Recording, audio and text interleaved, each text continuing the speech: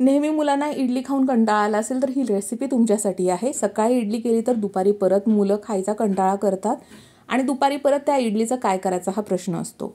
म्हणून मग अशा प्रकारे जर तुम्ही मसाला इडली किंवा इडली फ्राय म्हणूयात आपण, हे जर तुम्ही केलं तर मुलांना प्रचंड आवडतं आणि चवीला तर एकदम भन्नाट लागतं। चला तर मग पटकन रेसिपीला सुरुवात करूयात। नमस्कार, मी शीतल आपल्या सर्वांचे मनपूर्वक स्वागत करत आहे। आज आपण झटपट मसाला इडली करणार आहोत किंवा इडली फ्राय पण काही म्हणतात, तर हे बनवणार आहोत। पटकन रेसिपीला सुरुवात करूयात। पण रेसिपीला सुरुवात करण्याअगोदर अजून आपल्या चॅनलला सबस्क्राइब केलं नसेल तर पटकन सबस्क्राइब करा आणि समोरचं बेल आयकॉन प्रेस करा, म्हणजे असे जे नवनवीन व्हिडिओज अपलोड होतील त्याचे नोटिफिकेशन तुम्हाला मिळत जातील। चला तर मग रेसिपीला सुरुवात करूयात। इथे साधारण 7 इडल्या घेतलेल्या आहेत। आपण ज्या रेग्युलर इडली बनवतो त्या इडल्या घेतलेल्या आहेत। या सकाळी बनवलेल्या आहेत आणि 2 तासानंतर, साधारण 2-3 तासानंतर दुपारी आपण हे या रेसिपी बनवणार आहोत। मसाला इडली बनवणार आहोत किंवा याचा इडली फ्राय देखील आपण बनवू शकतो। तर अशा प्रकारे इडली घेतलेली आहे आणि त्या कट करून घ्यायच्या आहेत। आपल्याला ज्या शेपमध्ये साईजमध्ये हवी आहे, लहान मोठी, अशा प्रकारे याचे पीसेस आपण करू शकतो। हे कट करून घेऊ शकतो। अशा प्रकारे देखील तुम्ही कट करू शकता किंवा इथे आपण पाहू शकता याचे 2 भाग जरी केली तरीही मुलं अगदी आनंदाने खातात। ज्याप्रमाणे आपल्याला हवं आहे त्याप्रमाणे कट करून घेऊयात। अगदी 2च मिनिटात हे कट करून होतं। झटपट हा इडलीचा प्रकार होतो मसाला इडली।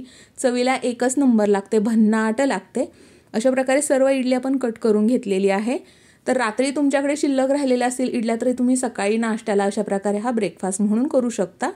एक तवा किंवा पॅन घेतलेला आहे, त्याच्यामध्ये थोडंसं तेल घातलेलं आहे। साधारण 2-3 चमचे तेल घालायचं आहे। तेल छान गरम झालं की बाकीचं साहित्य याच्यामध्ये घालायचं आहे।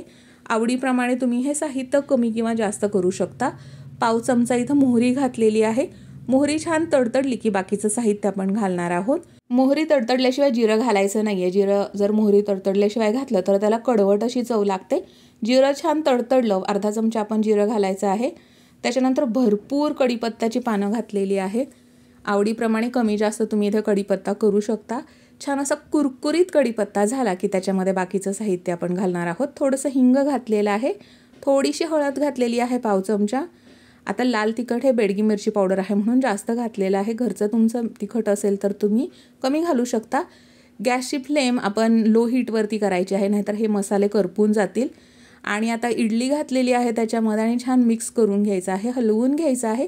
तुम्हाला हवं असेल तर इडली तुम्ही इथे थोडीशी आधी फ्राय करून घेऊ शकता, पण ते जास्त ऑइली होतं। पण याच्यामुळे जास्त ऑइली आपण न करता थोड्या तेलामध्ये हे थोडंसं असं हलवून घेणार आहोत। मसाला इडली करणार आहोत। फ्राय इडली करायची असेल तर तळून घ्यायचं आहे। आता याच्यामध्ये चवीपुरतं मीठ घालायचं आहे। इडली बनवताना आपण ऑलरेडी मीठ घातलेलं आहे, हे लक्षात ठेवून आपण घालायचं आहे। आता त्याच्यामध्ये सांबर मसाला ॲड केलेला आहे। साधारण 1 चमचा आपण सांबर मसाला आपण ॲड केलेला आहे। छोटा चमचा आहे जो टेबलस्पून असतो तो आपण घेणार आहोत। अशा प्रकारे सर्व छान मिक्स करून घेऊयात। आवडीप्रमाणे सांबर मसाला देखील कमी जास्त करू शकता। मीठ घालतानाही लक्षात ठेवायचं आहे की सांबर मसाल्यामध्ये थोडंसं मीठ असतं। याच्याप्रमाणे अंदाज घेऊन मिठाचा वापर करा किंवा अगदी शेवटी मीठ घातलं तरी देखील चालेल। अशा प्रकारे हे हलवून घेऊयात, मिक्स करून घेऊयात आणि अगदी 2च मिनिटात ही रेसिपी, आपली ही डिश तयार होणार आहे। साधारण 2-3 मिनिट आपण हे हलवून घेणार आहोत। अगदी 4 मिनिटातच ही रेसिपी आपली तयार होणार आहे। छान मिक्स करून घेऊयात। तुम्हाला हवं असेल तर तुम्ही याच्यामध्ये कोथिंबीर देखील वापरू शकता। चवीला एकदम भन्नाट लागते। तर ही आजची रेसिपी तुम्ही एकदा नक्की बनवून पहा। लहान मुलं खाणार असेल तर तिखटाचा वापर थोडासा कमी करा।